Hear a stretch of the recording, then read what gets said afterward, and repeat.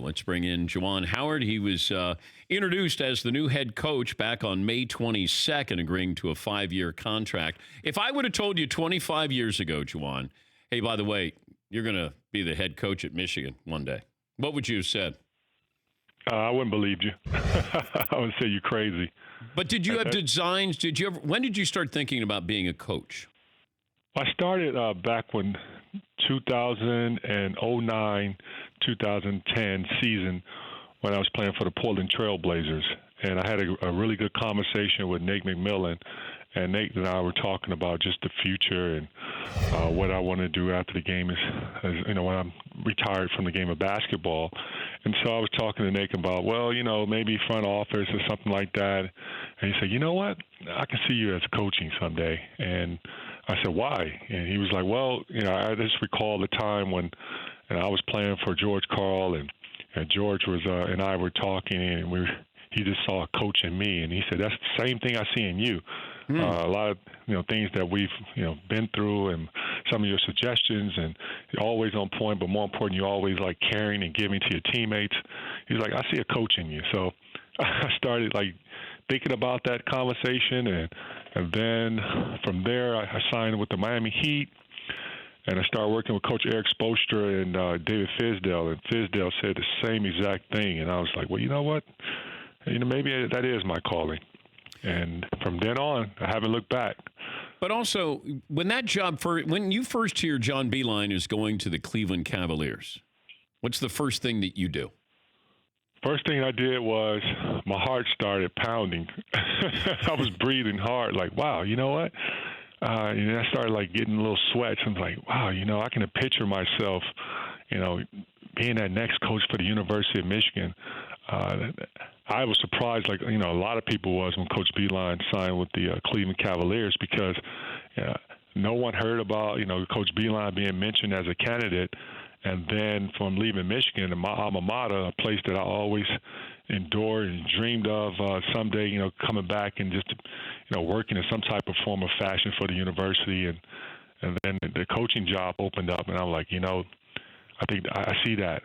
I can vision myself being the next coach for Michigan. And from then on, 2 days later, I get a call from the search firm and the people that University of Michigan hired for the coaching search, and they said there was interest. And they asked me did I have interest, and I said I sure do. But how did LeBron and D Wade lobby for you? Like, is that true? LeBron, I don't know about lobbying. I don't know if that's the correct word, but I would say this. They felt that, because that job had opened up, that, they felt that I should be a strong candidate, or if not a strong candidate, should be the next head coach. And I guess you can call that lobbying. I don't know. But I'm like, hold up. I guess it is lobbying.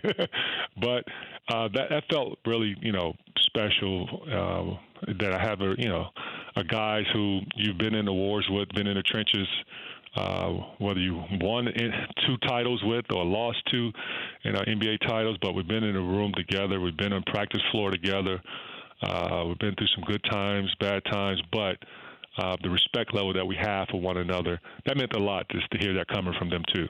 But if you have LeBron and D Wade who are helping you get the job, or at least speaking up on your behalf, I'm guessing you already have scholarship offers out to D Wade and LeBron's sons. They both are very talented. They come from great genes. Everybody seems to have a Michael Jordan story, Juwan. So what's your Michael Jordan story? My Michael Jordan story, you talk about serving. Michael was he was doing that for me. Back in 1996, MJ, no, actually it was 95, the summer of 95, MJ had the Space Jam movie that he was shooting up in L.A., and they built a dome for him. So Tim Grover was his trainer at the time, and Tim was leaving Chicago, and I was training with Tim. This was going to be my second summer of training with Tim Grover, because I had hired his services. And so he told me, he said, well, I'm leaving for L.A. for the summer to go work with Michael. And I'm like, oh, wow, you are?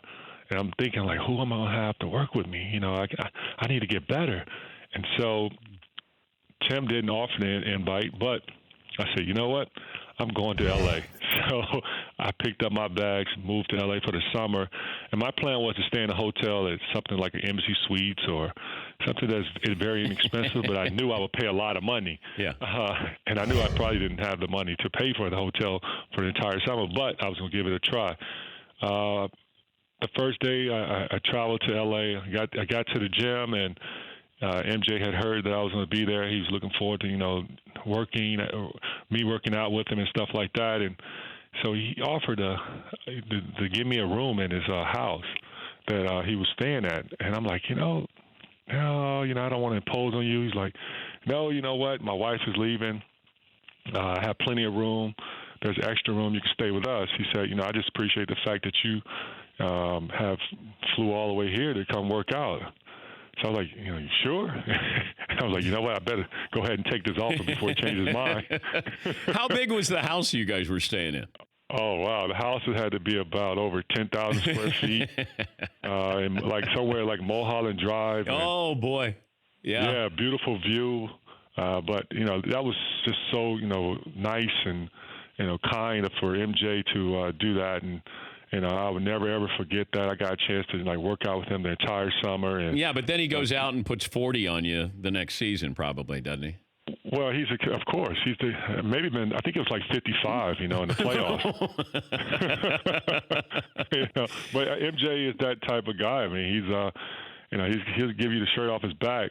But when it comes time when you lace up on the court and, you're standing side by side and you're on the opposite team, you better believe he's going to do whatever it takes to win. He's Juwan Howard, the Michigan head basketball coach, joining us. What did you save from the Fab 5 days? Excuse me, repeat that? What did you save from the Fab 5 days? Did you, your jersey, your shorts? Do you have it all? No, I have all 5 jerseys of the Fab 5. It's the blue away jerseys. So someday I'm going to ask those guys to sign their name on it, and I'm going to have to put it up either in my office or in my house. So, disrespect the guys. I'm going to impose it on your signature. But that's a big, moment for me of saving those jerseys and being able to display it so my family can see it. Well, invite them all back, Juwan. They are my brothers for life. They're always welcome to come here. And not only just be here to see a game, but they can come and practice. They can teach the practice. I'll just give the whistle to one of them or all of them, and I'll just sit back and just shack some balls and rebound. Whatever they need me to do. But I wasn't sure if you were getting an NBA job, and there was rumors about you interviewing for the Lakers job. Did you ever get that interview with the Lakers? Yes, I did. Yes.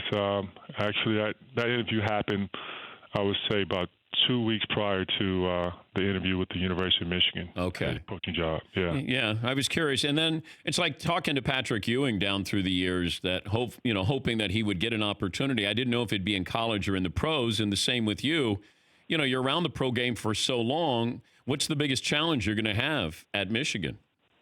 Well, my plan was in the beginning was to be an NBA head coach, interview for 5 head coaching jobs in the NBA, 2 last year and 3 this year. And so people always asked if I ever wanted to coach college basketball. And I said, well, yeah, that will only be one job that I would be interested in whenever Beeline retires, and that's University of Michigan. So now that's happened. The big difference, I would say, from the NBA and coach in college is the recruiting. Now you have to go out there on the road and try to convince kids about what a wonderful university this is. Yeah, but why don't you just wear your Fab 5 uniform? Well, I think that probably will help. But today, a lot of these kids don't even know who Fab 5 is because they're so young. Do your players know? Old. Do your players know?